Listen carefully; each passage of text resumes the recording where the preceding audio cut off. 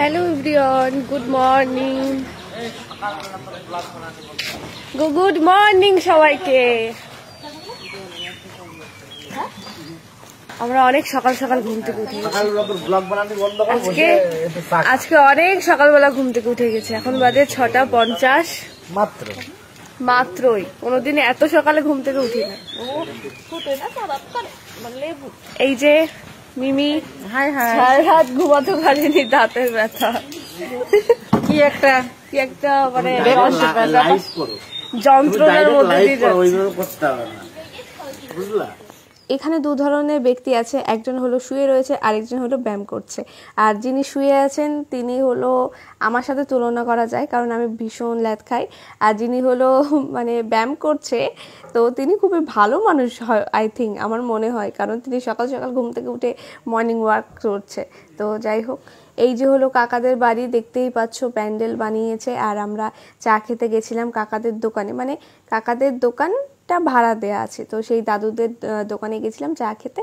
তো দেখো, তোমাদের একটু ঘুরে দেখাই কেমন প্যান্ডেল বানিয়েছে। আমার তো কিন্তু ভীষণ ভালো লাগছে দেখতে, আর পুরো একটা বিয়ে বাড়ির মতো ফিলিংস আসছে। এই দেখো, এখানে হলো মানে মাকে বসানো হবে আর কি, সেই কারণে সুন্দর করে সাজানো হয়েছে। আর এই যে সব জিনিসপত্র সব আগের থেকে গুছিয়ে কমপ্লিট করে রাখা হয়ে গেছে। তো আজকের দিনটা আমরা কেমন কাটাচ্ছি, কিভাবে কাটাচ্ছি, সব কিছু তোমাদের সাথে শেয়ার করব, দেখতে থাকো। তো দেন চলে গেছে ওপরে, এই জিনিসটাই তোমাদের সাথে দেখাবো বলে, যে ওপরে খাওয়া দাওয়ার প্যান্ডেলটা করা হয়েছে। আন্টিদের বাড়ি উঠোনে খুব একটা জায়গা নেই, সেই কারণে পুজোর ব্যবস্থা সেখানেই করা হয়েছে। আর ওপরে এই যে ছাদে হয়েছে খাওয়া দাওয়ার ব্যবস্থা। ঠিক তার আগের দিন ঝড় বৃষ্টি হলো, তোমাদের দেখালাম যেদিন আমি চাকদায় এসছি। বাট আজকের দিনে কোনো রকম কোনো ঝড় বৃষ্টি ছিল না, এমনকি খুব রোদ ছিল সেটাও না, একদম পারফেক্ট ওয়েদার ছিল। এই দিনটা খুব ভালোভাবেই কাটবে আমি আশা করি, কারণ মা আসছে। আমি এসছি আমার চাকদা দিদাবাড়িতে কালী পুজোর উদ্দেশ্যে। তো কালকে রাতে এসেছি, তারপর গেছিলাম মেলাতে, সেই ব্লগ তো তোমরা দেখেছো, একদম ছোট্ট একটা মিনি ব্লগ। আর আজকে সারাদিন কি করব না করব সবকিছু তোমাদের সাথে শেয়ার করব, লাস্ট অব্দি ভিডিওটা দেখতে থাকবে। তো এখন আমরা যাচ্ছি চা খেতে। ঠান্ডায় আমার গলার অবস্থা কেমন বুঝতেই পারলে, আমি কথা বলতে গিয়ে মানে হাঁপিয়ে যাচ্ছি আর কি। আর আমার গলার আওয়াজ এতটাও জঘন্য না, যতটা জঘন্য হয়ে গেছে। তো সেই দাদু হলো এই যে চা দিয়েছে, তাই এখন চা খাচ্ছি বসে বসে।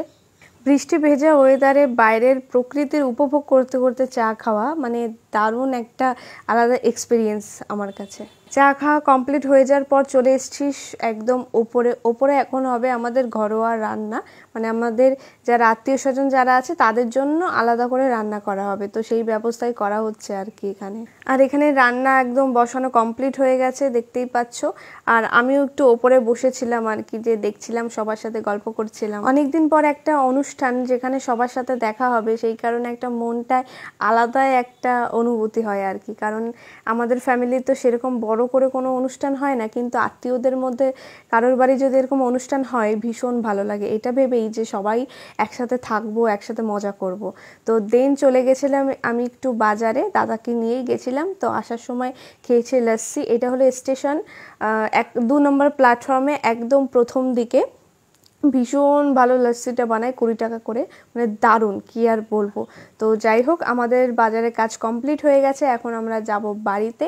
তাই স্টেশন থেকে নেমেই চলে গেছি আমরা ভ্যানে করে।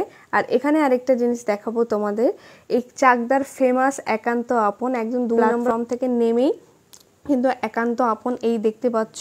বাট আমি কোনোদিন যাইনি আর যাবও না, কারণ চাকদার মানুষ যারা আছে তারা সেখানে যায় না, সবাই বলে খুব বাজে বানায়।